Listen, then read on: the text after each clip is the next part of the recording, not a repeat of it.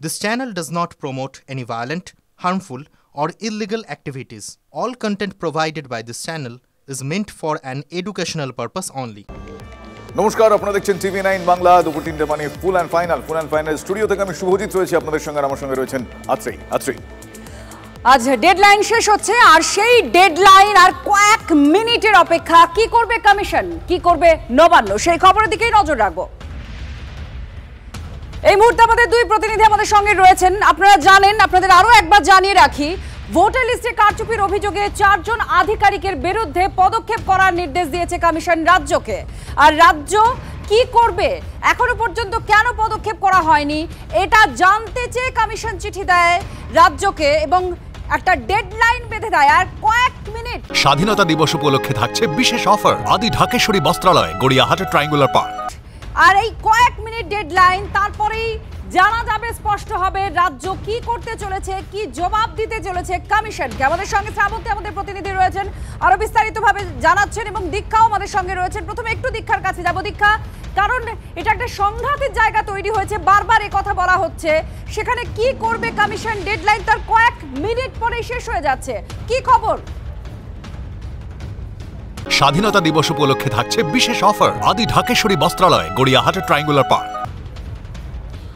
দেখো, এখনো পর্যন্ত আমরা যেটা জানি যে 8ই আগস্ট যে রিমাইন্ডার দেওয়া হয়েছিল মুখ্য সচিবকে, তার আগে চিঠি দেওয়া হয়েছিল দুটি জায়গায়, সাধারণত বারুইপুর পূর্ব যেটা এবং বারুই ময়না, সেখানকার এআরও এবং ইআরও এদের বিরুদ্ধে ব্যবস্থা নেবার কথা বলা হয়েছিল এবং তাদেরকে সাসপেন্ড করতে বলা হয়েছিল। কিন্তু আমরা দেখেছি মুখ্যমন্ত্রী মমতা বন্দ্যোপাধ্যায় যে সময় চিঠিটা দেওয়া হয়েছিল, মুখ্যমন্ত্রী মমতা বন্দ্যোপাধ্যায় কিন্তু তার আগেই এবং তারপরে যখন চিঠিটা প্রথমবার দেওয়া হয়েছিল, মুখ্যমন্ত্রী মমতা বন্দ্যোপাধ্যায় সেই সময় পশ্চিম মেদিনীপুর এবং ঝাড়গ্রাম এবং সেখান থেকে তিনি স্পষ্ট ইলেকশন কমিশন অর্থাৎ জাতীয় নির্বাচন কমিশনকে হুঁশিয়ারি দেন এবং তিনি বলেন তার কোনো কর্মচারীদের বিরুদ্ধে তিনি কোনো রকম ব্যবস্থা নিতে দেবেন না এবং সরকার ওই 4 জনের পাশে থাকবে এবং দরকার হলে আইনি লড়াই লড়বে।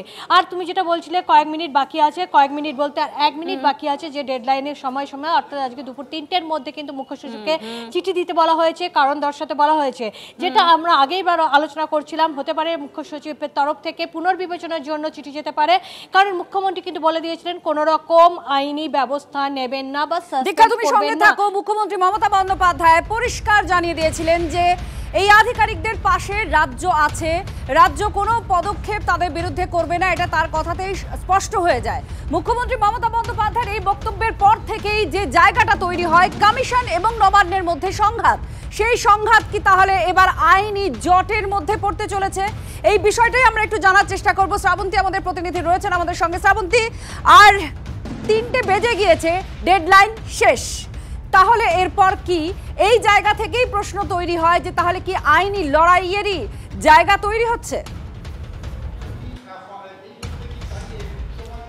দেখো আত্রে, মুখ্য সচিব আপাতত চিঠি দিয়েছেন কি দেননি সেটা এখানে স্পষ্ট নয়।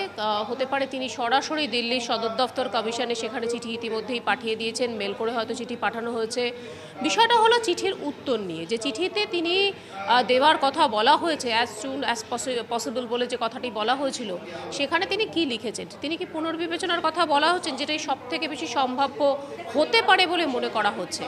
কিন্তু পুনর্বিবেচনার কথা যদি লেখেন তিনি, সেটা কি আদতে গ্রাহ্য করবে কমিশন?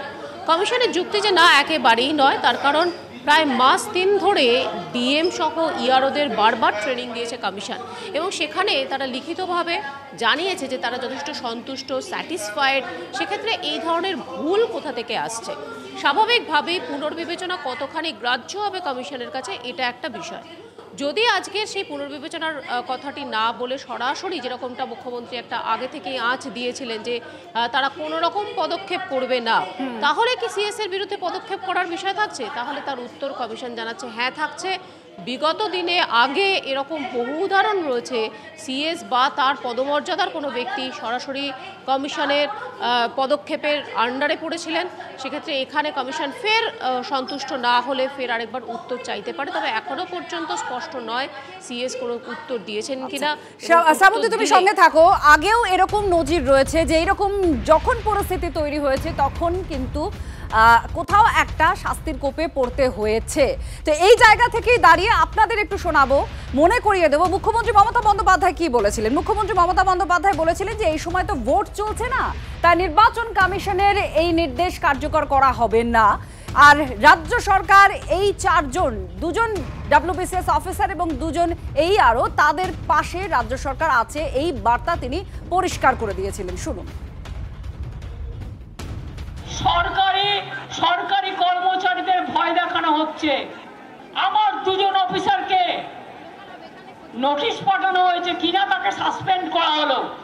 আমরা বলি তোমার ইলেকশন এখন ডিক্লেয়ার হয়েছে, কোন আইনের বলে তুমি নোটিশ পাঠিয়ে দিচ্ছ, সাসপেন্ড করছো, আর বলে দিচ্ছ FIR করতে হবে না।